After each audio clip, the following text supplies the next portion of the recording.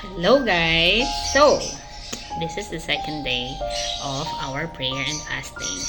So, kanina, meron ulit kaming prayer meeting and yun, pinangunahan ng isa din sa aming mga pastors and preacher. And, ang aming second topic is family. Yan, family. So, dito sa family, ang shinare is about John 19 verses 25 to 27. Sabi dito, "But standing by the cross of Jesus were his mother and his mother's sister, Mary the wife of Clopas and Mary Magdalene. When Jesus saw his mother and the disciple whom he loved standing nearby, he said to his mother, 'Woman, behold your son.' Then he said to the disciple, 'Behold your mother.' And from that hour, the disciple took her to his own home." So, itong kwento na to is yung hinahabilin ni Jesus, yung kanyang mother or si Mary to kay John. No? And then after nun, nung siya ay wala na, inuwi ni John yung kanyang mother, which is si Mary. And ano yung gustong sabihin sa atin nitong kasi 'di ba ang topic natin is about family. So ito ay hindi lamang yung ating family, like immediate family na kinagisnan natin.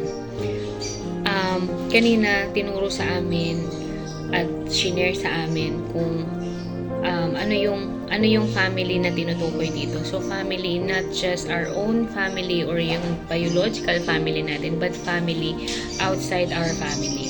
So, paano ba natin yun? Kasi, di ba, kung tayo Christian tayo, meron tayong mga friends din na minsan is nagiging family na natin, trato natin is family na, ibang tao, parang sila na yung family natin, di ba? Meron pa nga ako narinig na kasabihan na parang mas pamilya pa natin yung hindi natin kamag-anak, something like that. Pero, paano ba tayo magiging pamilya sa mga taong hindi naman natin nakagis ng pamilya? Kasi, di ba, minsan nga, sad to say, minsan sa mismong pamilya natin, merong hindi pagkakaunawaan, minsan yung love nawawala, forgiveness, hindi natin kaya ibigay kahit sa mismong family members natin. And paano pa kaya natin to gagawin sa ibang tao, di ba? Lalo na sa church members natin, sa mga kaibigan natin na malalapit sa puso natin. And kanina, doon sa missionary, doon sa prayer meeting, our pastor talks about the fruit of the Holy Spirit. So, 'di ba naging topic natin to for the parang mahabang ilang days natin naging topic yung fruit of the Holy Spirit. The 9 fruit of the Holy Spirit ay sobrang importante pala for us to build relationship not only in our biological family but outside our family. Kasi paano nga naman tayo makikisama if we don't have the fruit of the Holy Spirit, which is the love, joy, peace, patience, kindness, goodness, faithfulness, gentleness, and self-control. Parang isa lang malagas sa mga to. Parang ang hirap na makisama sa ibang tao. Kasi remember, iba-iba tayo ng mga attitudes, ng moods, iba-iba tayo ng yung ugali natin. Minsan, yung approach, yun yung pinaka-importante.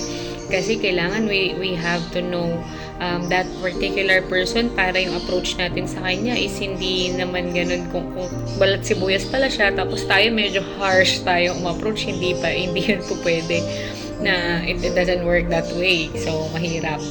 Kaya, kung if we have na itong mga fruits of the Holy Spirit, it's not hard for us to have a family outside yung biological family natin. Especially sa church member natin. No, magiging sensitive tayo sa iba and matututunan natin yung kasi kapag ka-sensitive ka na dun sa isang tao, nararamdaman mo minsan kapag ka-part siya ng life mo na kahit kaibigan mo siya, kahit hindi kayo lumaki magkasama, minsan nararamdaman mo kapag ka meron siyang mga struggles na hindi niya sinasabi, pangiti-ngiti lang, pero meron pala siyang pinagdadaanan, nararamdaman mo yun. And with that, syempre kung family tayo sa sa mga ibang tao, marunong tayo makasama, marunong tayo makiramdam. Siyempre, we can have the opportunity to pray for them, di ba? Kasi kung hindi kunyari pera yung kanyang pangailangan pero hindi tayo ganun ka-incapable dun sa kunyari malaking halagang kailangan niya, at least we can pray for them, no? We can give them a small amount and pray for them.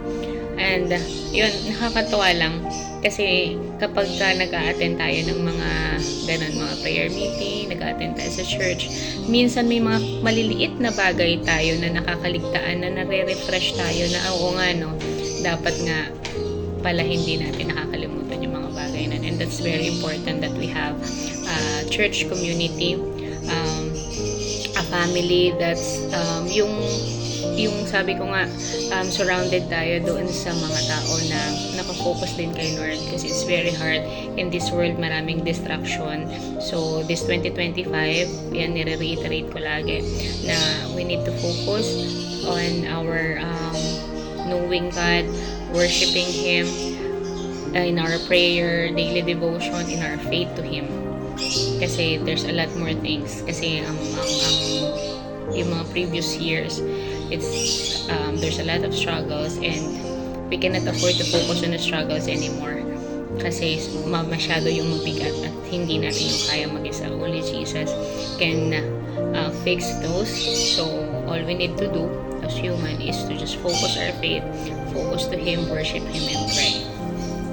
And don't forget to read your Bible to know more about Jesus. Bye-bye!